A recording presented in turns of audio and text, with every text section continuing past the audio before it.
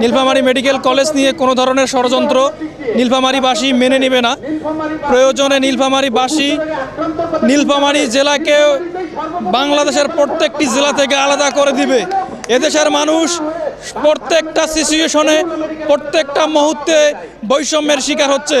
নীলফামারীবাসীর প্রত্যেকটা মানুষের প্রাণের দাবি নীলফামারী মেডিকেল কলেজ ছিল, আছে, থাকবে। নীলফামারী মেডিকেল কলেজের স্থায়ী ক্যাম্পাস চাই এবং মেডিকেল কলেজটি 7 বছর থেকে চালু আছে। এই অবস্থায় কোনো একজন ষড়যন্ত্র করে মেডিকেল কলেজটি অন্যত্রে সরানোর পায়তারা করতেছে। এই পায়তারার বিরুদ্ধে আমরা সর্বস্তরের মানুষ আজকে রাজপথে মানববন্ধন অবস্থান করতেছি।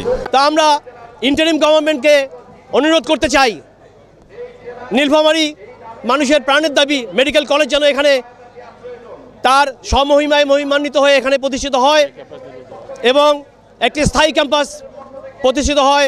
আমাদের দাবি, এটা জোরালো দাবি, নীলফামারী মেডিকেল কলেজকে নীলফামারীতে রাখতে হবে। এটাকে কোনোভাবেই ক্লোজ করা যাবে না এবং এটা যদি ক্লোজ করা হয় তাহলে আমরা বৃহত্তর আন্দোলনে যাব এবং সেই আন্দোলন নীলফামারী তথা উত্তরবঙ্গের 7টি 8টি জেলায় প্রভাবিত হবে।